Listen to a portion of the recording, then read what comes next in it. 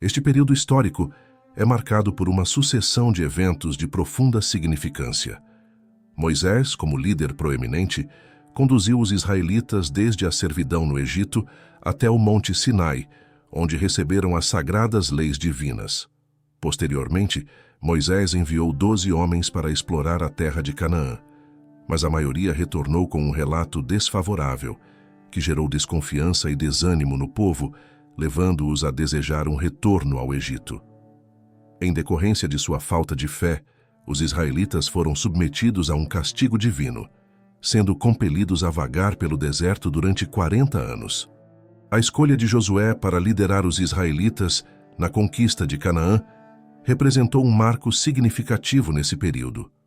Com o auxílio divino, testemunharam-se prodígios como a interrupção das águas do rio Jordão, a queda das muralhas de Jericó e até mesmo a suspensão do movimento solar por um dia inteiro.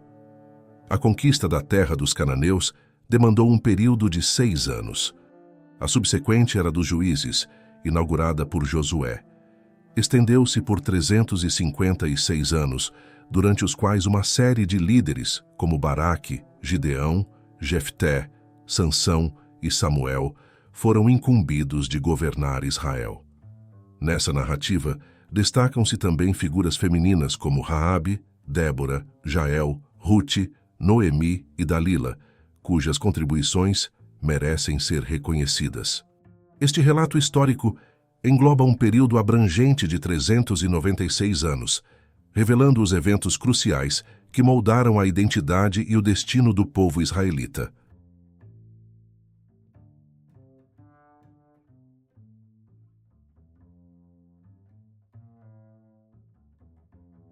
Um fenômeno peculiar foi testemunhado pelas pessoas. Uma substância semelhante à geada, branca e em flocos, encontrada no chão, mas longe de ser comum, pois era comestível. Passara um mês desde que os israelitas haviam deixado o Egito e encontravam-se no ermo. A escassez de alimentos provocou reclamações entre o povo, lamentando-se pelo conforto alimentar que tinham no Egito. Diante disso, Deus prometeu suprir suas necessidades, fazendo chover alimento do céu. Na manhã seguinte, os israelitas se depararam com essa substância branca e indagaram-se mutuamente sobre sua natureza. Moisés explicou que era o alimento enviado por Deus, ao qual deram o nome de maná, com sabor semelhante a bolo de mel. Moisés instruiu o povo a coletar apenas o suficiente para o dia, pois o maná se derretia sob o sol. No entanto, alguns ignoraram esse conselho, e ao guardar para o dia seguinte, encontraram o alimento deteriorado e infestado de insetos. Deus ordenou que no 6º dia da semana, o povo coletasse o dobro de maná e reservasse uma parte para o sábado, pois nenhum maná cairia nesse dia. Surpreendentemente, o maná guardado para o sábado permanecia fresco, sem infestação ou mau cheiro, um verdadeiro milagre. Durante todos os anos no ermo, Deus providenciou maná para alimentar os israelitas, demonstrando sua constante provisão e cuidado para com eles.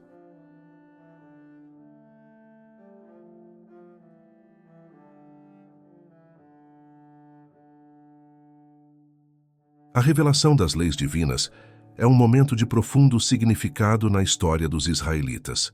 Cerca de 2 meses após deixarem o Egito, eles chegaram ao Monte Sinai, também conhecido como Horebe, o local onde Deus havia falado a Moisés por meio de um arbusto em chamas.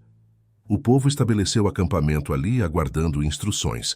Enquanto isso, Moisés subiu ao monte, onde Deus lhe comunicou o desejo de que os israelitas se tornassem seu povo especial, obedecendo às suas leis. Ao descer, Moisés transmitiu as palavras de Deus ao povo, que prontamente expressou sua disposição em obedecer ao Senhor, ansioso por fazer parte de seu povo. Então, Deus manifestou sua presença de forma impressionante, fazendo o cume do monte fumegar e provocando trovões, enquanto declarava: "Sou Deus, seu Deus, que os tirou do Egito." Em seguida, ordenou que não adorassem outros deuses além dele e entregou aos israelitas os 10 mandamentos, entre outras leis. O povo, diante da magnitude da experiência, sentiu temor e pediu a Moisés para interceder por eles, temendo a morte se Deus falasse diretamente com eles. Mais tarde, Deus instruiu Moisés a subir novamente ao monte, onde recebeu as tábuas de pedra contendo as leis divinas, escritas pelo próprio Deus. Estas, conhecidas como os 10 Mandamentos, são consideradas fundamentais, mas também foram dadas outras leis, como o mandamento de amar a Deus com todo o coração, mente, alma e força, e de amar o próximo como a si mesmo. Estas leis estabelecem a base da conduta moral e espiritual do povo de Israel. E mais tarde, Jesus Cristo, o Filho de Deus, destacou-as como os 2 maiores mandamentos. Em futuros episódios, exploraremos mais sobre a vida e os ensinamentos de Jesus Cristo.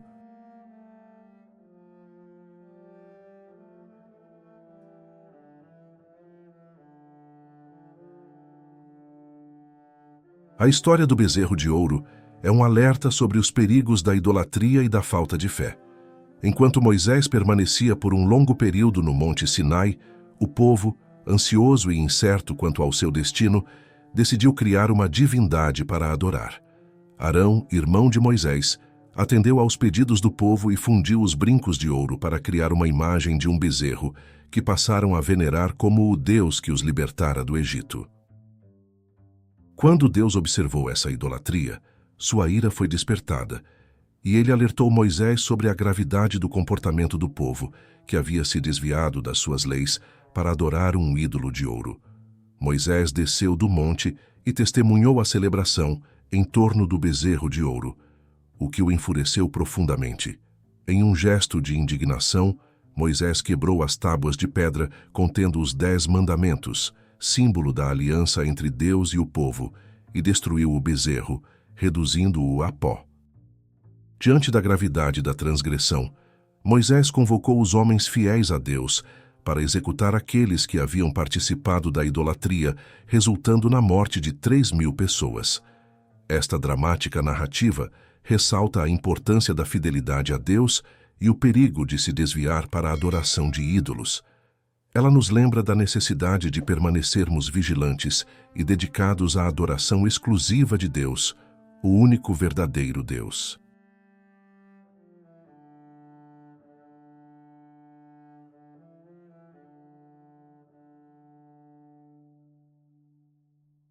Admire esta estrutura. É uma construção especial destinada à adoração exclusiva de Deus, conhecida como tabernáculo. 1 ano após a partida do Egito, o povo concluiu sua edificação. E adivinhe quem deu as instruções para sua construção? Foi Deus mesmo. Enquanto Moisés estava no Monte Sinai, Deus ordenou-lhe que erguesse essa tenda, projetada para fácil desmontagem e transporte durante as jornadas pelo deserto. No interior desta tenda, notamos uma peça central, a Arca da Aliança, localizada na parte traseira. Decorada com 2 querubins de ouro, esta arca continha as tábuas dos 10 mandamentos, escritas novamente por Deus após Moisés ter quebrado as primeiras. Além disso, guardava uma jarra contendo maná, o alimento miraculoso dado aos israelitas no deserto. Para liderar a adoração, Deus escolheu Arão, irmão de Moisés, como sumo sacerdote, juntamente com seus filhos como sacerdotes auxiliares. Observando a seção maior do tabernáculo, encontramos um altar onde os sacerdotes queimavam incenso, simbolizando as orações do povo. Ao lado, um candelabro de 7 lâmpadas iluminava o local, representando a presença contínua de Deus. E sobre uma mesa repousavam 12 pães, simbolizando as 12 tribos de Israel. Nos arredores do tabernáculo, no pátio, havia uma bacia de água para a purificação dos sacerdotes e um grande altar onde eram oferecidos sacrifícios de animais a Deus. Localizada no centro do acampamento, a tenda era o ponto focal da vida religiosa dos israelitas, enquanto habitavam em suas próprias tendas ao seu redor. O tabernáculo representava a presença divina entre o povo de Israel, sendo um lugar sagrado de adoração e comunhão com Deus.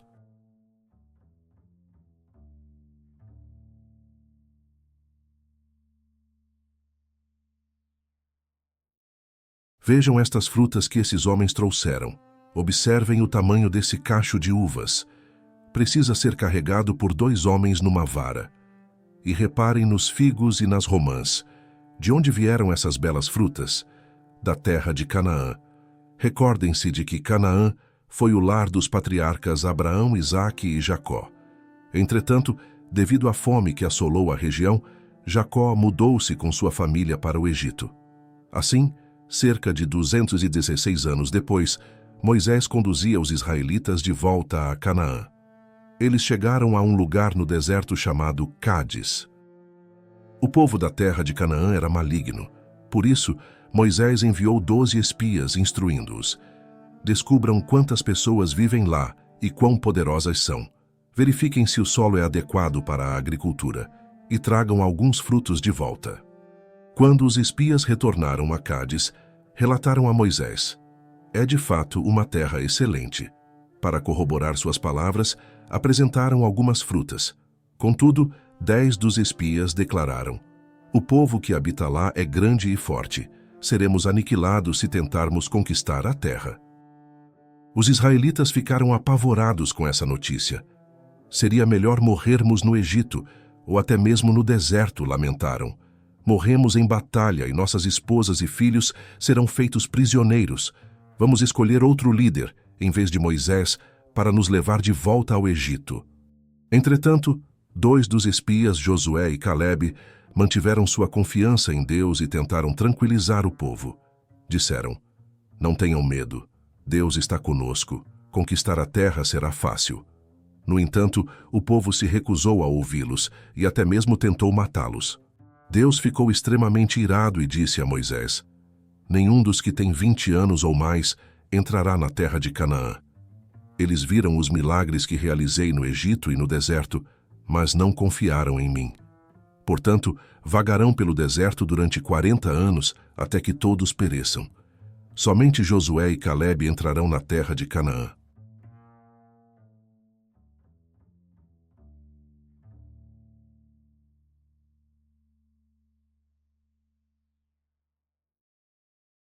Contemplem estas flores e amêndoas maduras neste bastão, ou vara. Este é o bastão de Arão. Estas flores e frutos maduros brotaram dele durante uma única noite. Vamos descobrir por quê. Os israelitas vagavam pelo deserto há algum tempo. Alguns do povo questionavam a liderança de Moisés e o papel de Arão como sumo sacerdote. Corá foi um desses dissidentes, juntamente com Datã, Abirão e outros 250 líderes. Eles desafiaram Moisés, perguntando: por que você se coloca acima de todos nós?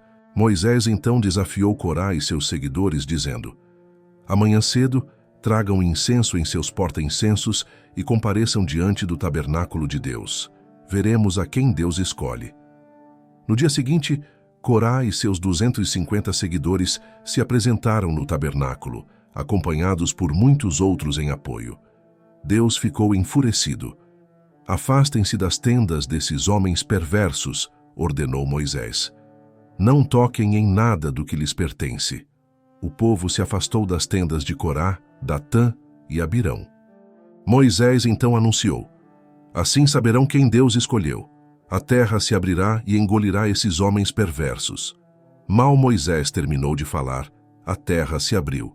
As tendas e os pertences de Corá, Datã e Abirão, juntamente com aqueles que estavam com eles, foram engolidos e a terra se fechou sobre eles. Ao ouvirem os gritos dos que desapareciam na terra, o povo clamou: fujam, senão seremos engolidos também. Corá e seus 250 seguidores ainda estavam próximos ao tabernáculo. Deus então enviou fogo, consumindo todos eles. Em seguida, Deus instruiu Eleazar, filho de Arão, a recolher os porta-incensos dos mortos e usá-los para revestir o altar, como um lembrete para os israelitas de que apenas Arão e seus filhos deveriam servir como sacerdotes de Deus.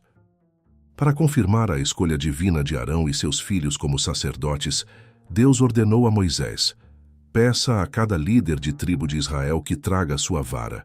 Arão, como representante da tribo de Levi, trará sua vara. Coloque cada vara no tabernáculo diante da arca da aliança. a vara do homem que eu escolher como sacerdote brotará. Na manhã seguinte, quando Moisés verificou, a vara de Arão estava coberta com estas flores e amêndoas maduras. Agora compreendemos por que Deus fez o bastão de Arão brotar.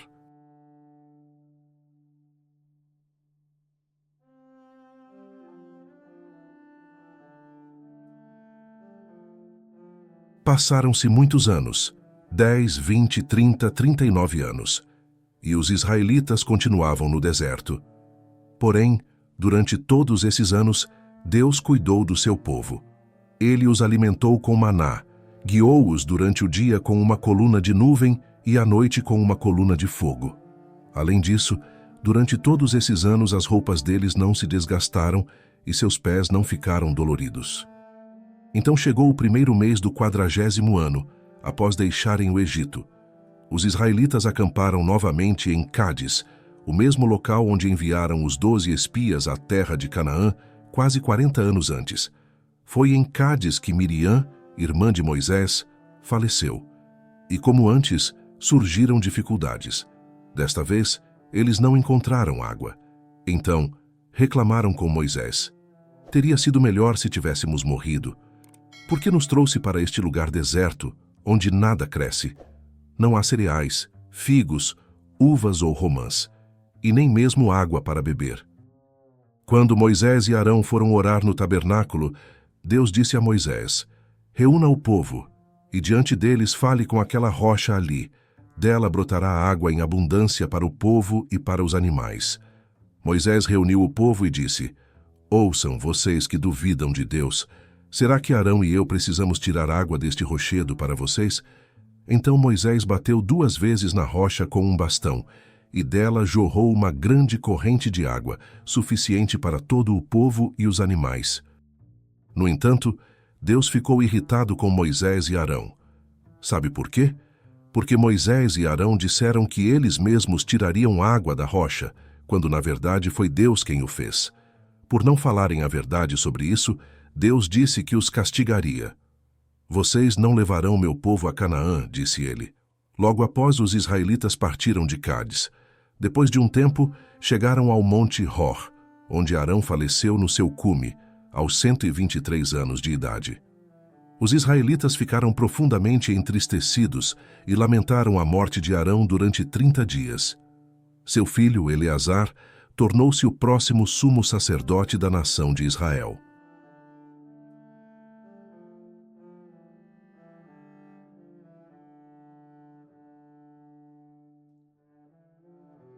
Não parece mesmo uma serpente enrolada no poste? Mas não é. Esta serpente é de cobre. Deus instruiu Moisés a colocá-la no poste para que o povo pudesse olhar para ela e permanecer vivo. No entanto, as outras serpentes no chão são reais. Elas morderam as pessoas, causando-lhes doenças. Sabe por quê? Foi porque os israelitas murmuraram contra Deus e Moisés, queixaram-se. Por que nos tirou do Egito para morrermos neste deserto? Não há comida nem água aqui. Estamos cansados deste maná. Mas o maná era uma boa comida, um presente de Deus por meio de um milagre. Ele também lhes tinha fornecido água milagrosamente. No entanto, o povo não reconheceu os cuidados de Deus para com eles. Como consequência, Deus enviou serpentes venenosas para castigá-los. Muitos foram picados e morreram. Por fim, o povo reconheceu seu pecado diante de Moisés, dizendo: pecamos ao falar contra Deus e contra você. Por favor, ore a Deus para que ele afaste estas serpentes. Moisés orou pelo povo, e Deus ordenou que ele fizesse uma serpente de cobre e a colocasse num poste. Assim, todo aquele que fosse picado poderia olhar para ela e ser curado. Moisés obedeceu às instruções de Deus, e os que foram picados pelas serpentes olharam para a serpente de cobre e se recuperaram. Essa história nos ensina uma lição importante. De certa forma, todos nós somos como os israelitas picados pelas serpentes. Estamos em uma condição mortal, cercados pelo envelhecimento, doença e morte. Isso acontece porque Adão e Eva, nossos primeiros pais, se afastaram de Deus e todos nós somos descendentes deles. No entanto, Deus providenciou uma solução para nos conceder vida eterna. Ele enviou seu Filho, Jesus Cristo, à Terra. Jesus morreu em uma estaca por nós, apesar de muitos o considerarem mau. Mas Deus o deu para nos salvar. Ao olharmos para ele e seguirmos seus ensinamentos, podemos ter a vida eterna. Vamos explorar mais sobre isso.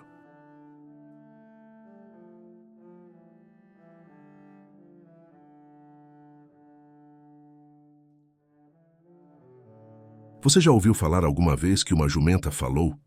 Talvez você pense, não, animais não podem falar. No entanto, a Bíblia nos conta uma história surpreendente onde uma jumenta realmente falou. Vamos descobrir como isso aconteceu. Os israelitas estavam prestes a entrar em Canaã, quando Balaque, o rei de Moabe, ficou com medo deles. Ele decidiu procurar um homem astuto chamado Balaão para amaldiçoar os israelitas. Prometeu-lhe uma grande recompensa em dinheiro.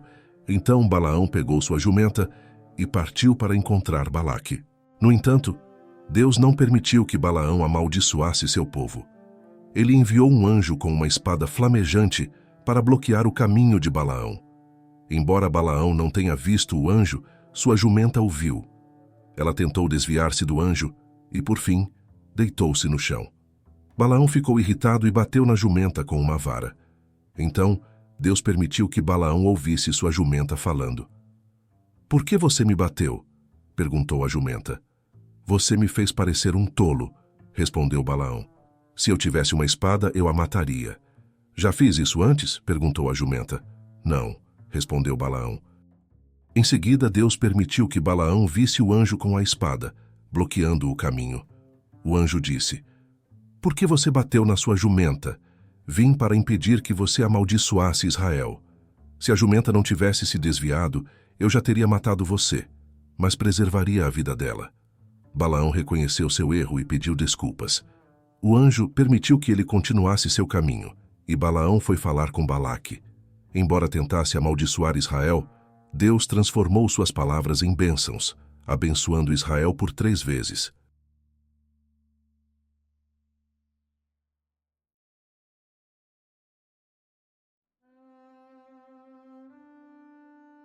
Moisés desejava ardentemente acompanhar os israelitas até Canaã. Ele suplicou a Deus: "Permite-me atravessar o rio Jordão para ver a boa terra." Contudo, Deus recusou. "Isso é suficiente. Não voltes a falar sobre isso." Mas por que Deus tomou essa decisão? Isso remonta ao incidente em que Moisés feriu a rocha. Recorda-se de como ele e Arão não glorificaram a Deus, omitindo o fato de que foi ele quem fez jorrar a água da rocha. Por isso, Deus determinou que eles não entrariam em Canaã. Então, alguns meses após a morte de Arão, Deus instruiu Moisés: "Escolha Josué e apresente-o diante de Eleazar, o sacerdote, e diante do povo. Anuncie a todos que Josué será o novo líder." Moisés obedeceu às ordens de Deus, como podemos ver nesta ilustração. Deus então dirigiu-se a Josué: "Sê corajoso e não temas.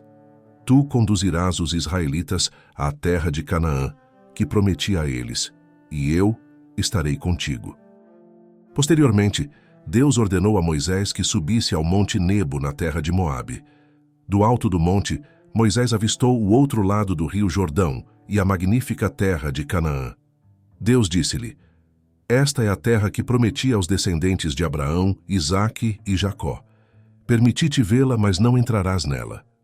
Moisés faleceu no Monte Nebo aos 120 anos de idade. Sua vitalidade e visão estavam intactas.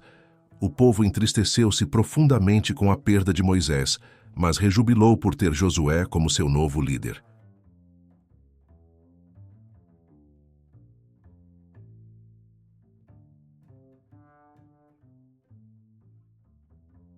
Estes homens encontram-se numa situação perigosa. Se não fugirem, serão capturados e mortos. São espiões israelitas, e a pessoa que lhes está prestando auxílio é Raabe. Raabe vive na casa construída sobre o muro da cidade de Jericó. Vamos descobrir por que esses homens estão em perigo. Os israelitas estão preparados para atravessar o rio Jordão rumo a Canaã. Antes disso, Josué enviou 2 espiões. ele instruiu-os: vão observar a situação do país e a cidade de Jericó. Quando os espiões chegaram a Jericó, dirigiram-se à casa de Raabe. Contudo, alguém informou ao rei de Jericó: 2 israelitas entraram aqui esta noite para espionar a terra. Ao ouvir isso, o rei enviou homens à casa de Raabe, ordenando: tragam para fora os homens que estão aí. Mas Raabe havia escondido os espiões no telhado. Ela então declarou: de fato, alguns homens estiveram aqui, mas eu não sabia de onde eram. Eles partiram ao anoitecer, antes de se fechar o portão da cidade. Se vocês se apressarem, talvez consigam alcançá-los. Assim, os homens saíram em perseguição aos espiões. Após a partida dos homens, Raabe subiu ao telhado. Estou ciente de que Deus entregará esta terra a vocês, disse aos espiões. Ouvimos falar de como ele secou o Mar Vermelho quando vocês saíram do Egito, e de como derrotaram os reis Sião e Og. Eu mostrei bondade para com vocês, portanto, peço que prometam que também mostrarão bondade para comigo. Salvem a vida de meu pai, minha mãe, meus irmãos e minhas irmãs. Os espiões concordaram, mas Raabe precisava fazer algo. Tomem esta corda vermelha e amarrem-na à janela, disseram a ela. Reúnam todos os seus familiares em sua casa. Quando nós retornarmos para tomar Jericó, veremos esta corda pendurada em sua janela e garantiremos a segurança de todos em sua casa. Ao retornarem a Josué, os espiões relataram tudo o que havia acontecido.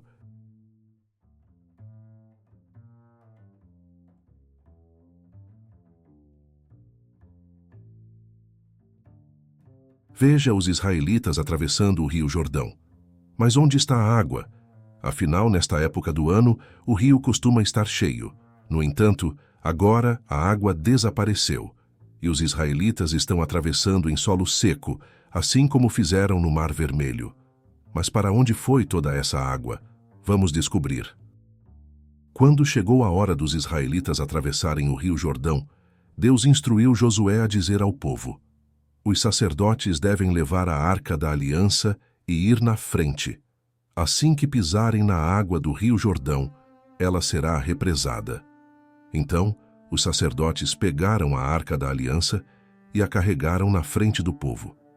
Ao chegarem ao Jordão, eles entraram na água. Apesar de esta ser forte e profunda, assim que os pés dos sacerdotes tocaram a água, ela parou de correr. Foi um milagre. Mas acima Deus tinha represado a água. Consequentemente, em pouco tempo, o rio estava completamente seco. Os sacerdotes, com a arca da aliança, foram até o meio do rio seco. Você consegue vê-los na ilustração? Enquanto eles permaneciam ali, todos os israelitas atravessaram o rio Jordão em solo seco. Depois que todos atravessaram, Deus instruiu Josué a selecionar 12 homens fortes e dizer-lhes: entrem no rio, onde os sacerdotes estão com a arca da aliança. Peguem 12 pedras e coloquem-nas no lugar onde passaremos a noite. Então, no futuro, quando seus filhos perguntarem sobre o significado das pedras, vocês lhes contarão que as águas pararam quando a arca da aliança de Deus cruzou o Jordão.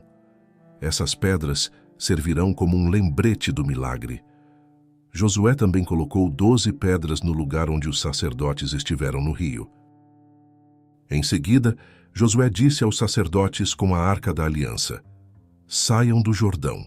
E assim que eles saíram, o rio voltou a correr.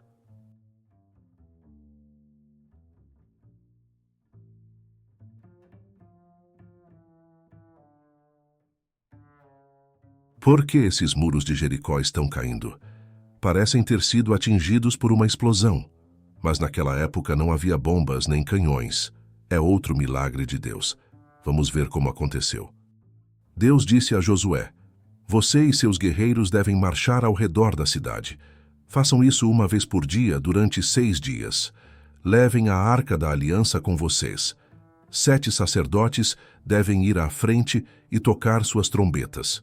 No 7º dia, marchem ao redor da cidade 7 vezes.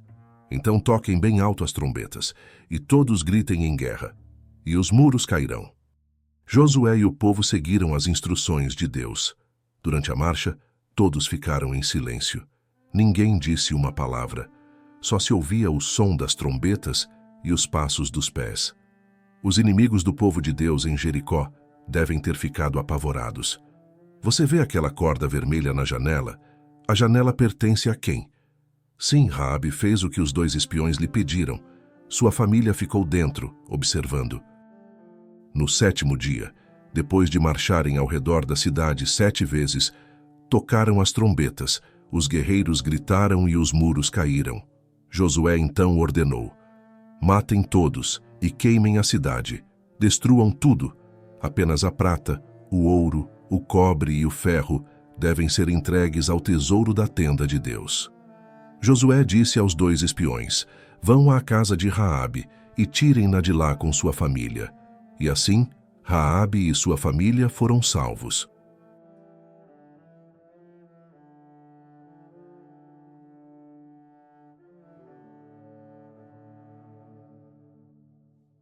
Veja o que este homem está escondendo em sua tenda. Um belo manto, uma barra de ouro e algumas moedas de prata, tudo tirado da cidade de Jericó. Mas o que deveria ser feito com as coisas de Jericó? Lembra-se? Elas deveriam ter sido destruídas, e o ouro e a prata deveriam ter sido entregues ao tesouro do tabernáculo de Deus. Mas esta pessoa desobedeceu a Deus. Ele roubou o que pertencia a Deus.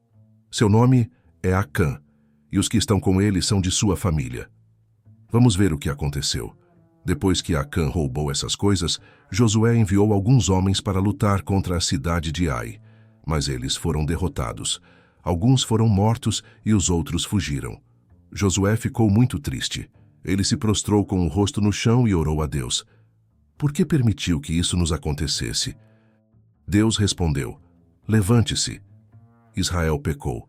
Eles tiraram coisas que deveriam ter sido destruídas ou dadas ao tabernáculo de Deus. Eles roubaram um belo manto, escondendo-o. Não vou abençoá-los até que isso seja resolvido e também aquele que tirou essas coisas seja punido. Deus disse que revelaria quem era o homem mau. Josué reuniu todo o povo e Deus apontou o homem mau, Acã. Acã admitiu: eu pequei. Vi o belo manto, a barra de ouro e as moedas de prata. Eu os desejei tanto que os peguei. Eles estão enterrados em minha tenda. Quando essas coisas foram encontradas e levadas a Josué, ele disse a Acã: por que você trouxe dificuldades sobre nós? Agora Deus trará dificuldades sobre você. Então, todo o povo apedrejou Acã e sua família até a morte. Isso nos mostra que nunca devemos tirar o que não nos pertence. Depois disso, Israel voltou a lutar contra Ai. Desta vez, Deus ajudou seu povo e eles venceram.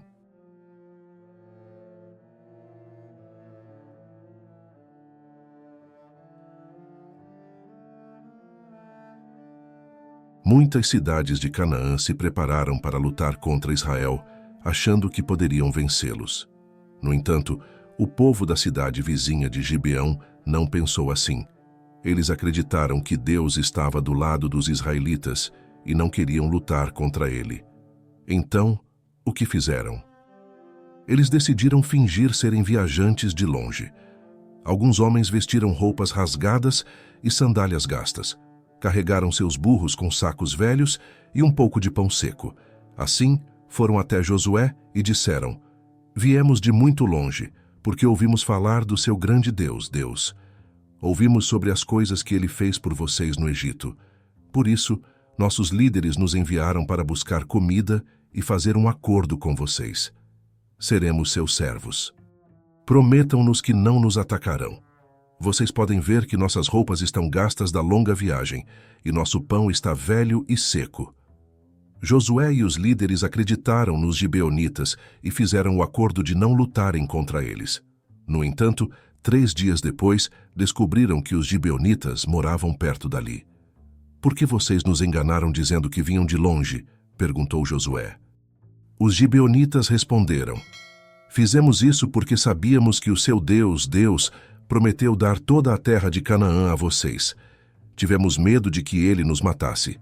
Mas os israelitas cumpriram sua promessa e não mataram os gibeonitas. Em vez disso, fizeram deles seus servos. O rei de Jerusalém ficou furioso, porque os gibeonitas fizeram um acordo de paz com Israel. Ele chamou outros 4 reis e disse: venham lutar comigo contra Gibeão. E foi exatamente o que esses 5 reis fizeram. Os gibeonitas foram sábios em fazer um acordo de paz com Israel, já que esses reis vieram atacá-los por causa disso.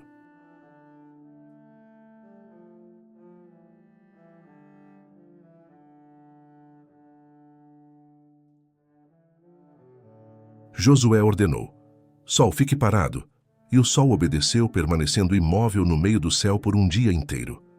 Foi um milagre de Deus. Mas por que Josué pediu para o sol não se pôr? Os gibeonitas pediram ajuda a Josué quando 5 reis malignos de Canaã os atacaram. Venha nos salvar, imploraram. Josué e seus guerreiros partiram imediatamente, marchando durante toda a noite. Ao chegarem a Gibeão, os inimigos fugiram em pânico. Então, Deus enviou uma chuva de grandes pedras de granizo do céu, matando mais inimigos do que os soldados de Josué. Josué percebeu que o sol estava prestes a se pôr. Se escurecesse, muitos dos soldados inimigos fugiriam. Então Josué orou a Deus e ordenou: Sol, fique parado. O sol continuou brilhando, permitindo que os israelitas completassem a batalha e vencessem. Havia muitos outros reis malignos em Canaã que odiavam o povo de Deus. Josué e seu exército levaram cerca de 6 anos para derrotar 31 desses reis. Em seguida, Josué liderou a divisão da terra de Canaã entre as tribos. Com o passar dos anos, Josué faleceu aos 110 anos de idade. Enquanto ele e seus companheiros estavam vivos, o povo seguia as instruções de Deus. No entanto, após a morte desses líderes, o povo começou a praticar o mal e enfrentou dificuldades. Foi quando eles realmente precisaram da ajuda de Deus.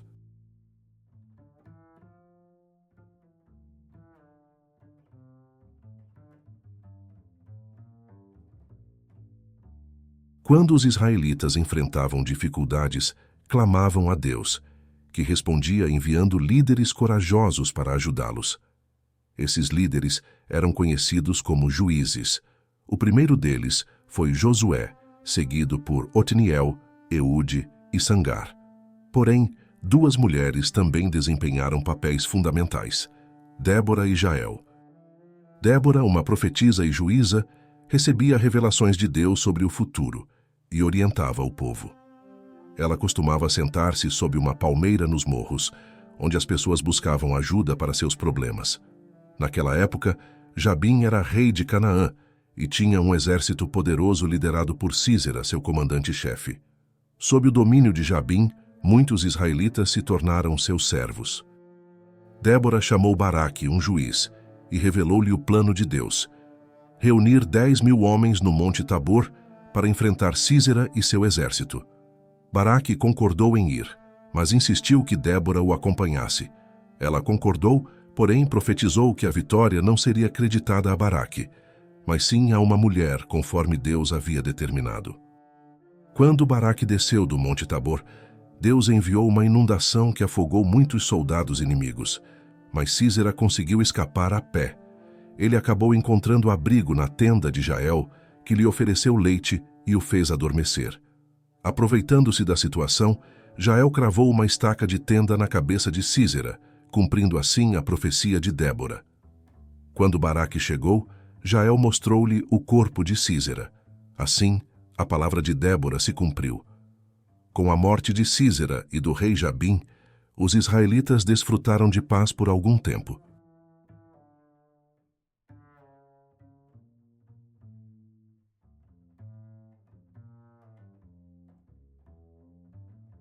Na Bíblia, encontramos o livro de Rute, que narra a história de uma família que viveu na época dos juízes de Israel. Rute era uma jovem da terra de Moabe, que não fazia parte do povo de Israel. No entanto, ao conhecer o verdadeiro Deus, ela passou a amá-lo profundamente. Noemi, uma mulher idosa, ajudou Rute a aprender sobre Deus. Noemi era israelita, e devido à escassez de alimentos em Israel, ela, seu marido e seus 2 filhos foram para a terra de Moabe. Infelizmente, o marido de Noemi faleceu, e seus filhos se casaram com mulheres moabitas, Ruth e Orpa. Com o tempo, os filhos de Noemi também faleceram, deixando-a e as jovens viúvas desoladas. Diante dessa situação, Noemi decidiu retornar ao seu povo, e Ruth e Orpa inicialmente decidiram acompanhá-la. No entanto, Noemi encorajou-as a retornar para suas famílias, o que levou Orpa a seguir o conselho de Noemi e voltar para casa. Mas Ruth estava determinada a permanecer com Noemi, declarando seu compromisso de lealdade e amor incondicional.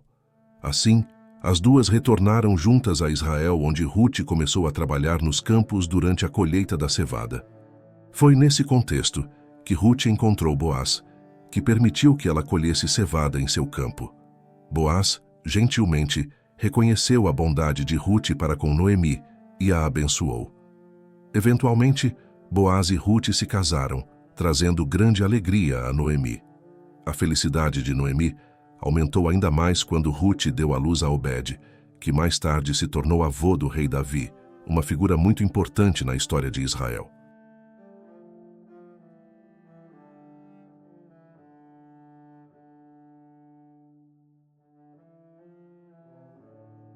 Veja o que está acontecendo aqui. Todos esses são guerreiros de Israel, e o homem parado perto deles é o juiz Gideão. Ele está observando como eles bebem água. Observe a maneira diferente em que os homens bebem. Alguns abaixam a cabeça até a água, enquanto outros tiram a água com a mão para poderem manter a vigilância. Isso era importante porque Deus disse a Gideão que devia escolher apenas os homens que permanecessem alertas enquanto bebiam. Os outros, disse Deus, deviam ser mandados para casa. Vamos entender por quê. Os israelitas estavam em apuros novamente. Eles não haviam obedecido a Deus, e o povo de Midian estava os dominando e ferindo. Então os israelitas clamaram a Deus por ajuda, e ele ouviu seus clamores. Deus mandou que Gideão reunisse um exército, e Gideão conseguiu 32.000 guerreiros. Mas havia um exército de 135.000 homens contra Israel. Contudo, Deus disse a Gideão: "Você tem homens demais." Por quê? Porque se Israel ganhasse a guerra com tantos homens, poderiam pensar que venceram por si mesmos, sem a ajuda de Deus. Então, Deus disse a Gideão: "Mande para casa os homens que estiverem com medo." Assim, 22.000 dos seus guerreiros voltaram para casa, deixando apenas 10.000 para lutar contra os 135.000 inimigos. Mas ainda assim Deus disse: "Ainda tem homens demais." Por isso mandou que Gideão fizesse os homens beber água do riacho e enviasse embora os que abaixassem a cabeça para beber. "Vou dar-lhe a vitória com os 300 que ficarem vigilantes enquanto bebem", prometeu Deus. Chegou a hora da luta. Gideão colocou seus 300 homens em 3 grupos. Ele deu a cada um uma buzina e um jarro com uma tocha dentro. Por volta da meia-noite, eles cercaram o acampamento inimigo. Então, todos tocaram suas buzinas ao mesmo tempo, quebraram seus jarros e gritaram: "A espada de Deus e de Gideão!" Os soldados inimigos, surpreendidos, ficaram confusos e com medo. Eles começaram a fugir e os israelitas saíram vitoriosos da batalha.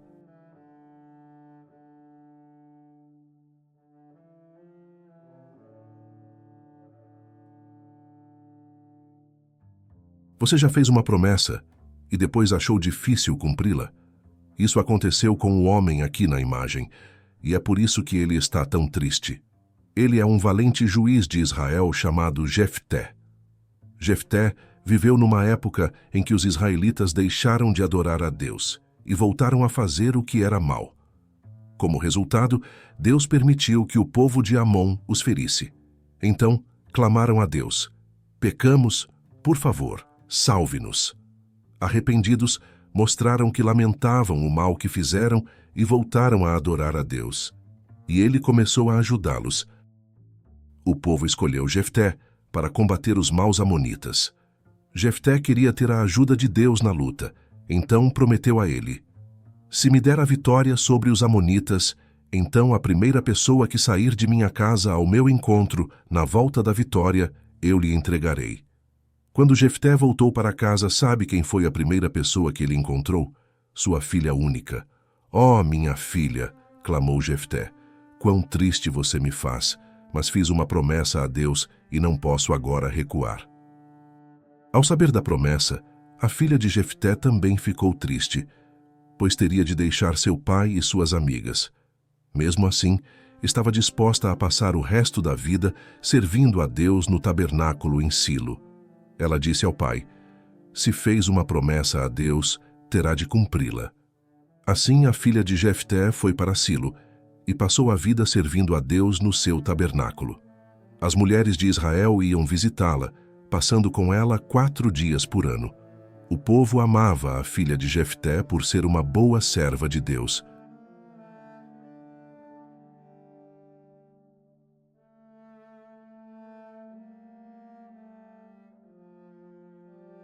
Você conhece o nome do homem mais forte que já viveu? Ele foi um juiz chamado Sansão, e foi Deus quem lhe deu essa força. Antes mesmo de ele nascer, Deus disse à mãe dele: "Você terá um filho. Ele liderará a salvação de Israel dos filisteus." Os filisteus eram um povo ruim que vivia em Canaã. Tinham muitos guerreiros e causavam muitos problemas a Israel. Certa vez, Sansão encontrou um grande leão indo em direção ao território filisteu. Ele o matou apenas com as mãos. Sansão também derrotou centenas de filisteus maus. Sansão se apaixonou por uma mulher chamada Dalila. Os líderes filisteus prometeram a ela 1.100 moedas de prata, cada se ela descobrisse o segredo da força de Sansão. Dalila não era amiga de Sansão, nem do povo de Deus, mas queria o dinheiro. Insistiu em descobrir o segredo de Sansão. Sansão acabou contando o segredo para Dalila. "Nunca cortei meu cabelo", disse ele.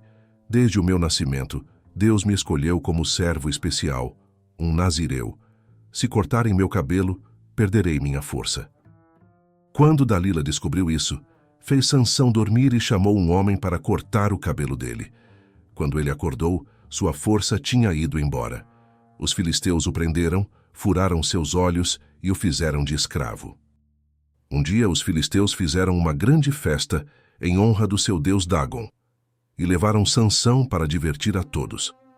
Mas seu cabelo já tinha crescido de novo. Sansão pediu ao menino que o guiava: "Leve-me às colunas que sustentam o prédio."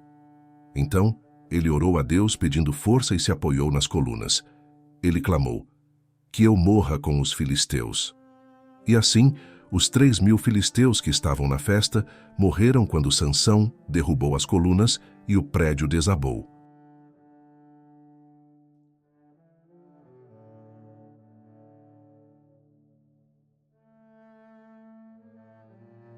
Olha só este menino bonito. Ele se chama Samuel. E aquele homem com a mão na cabeça dele é Eli, o sumo sacerdote de Israel.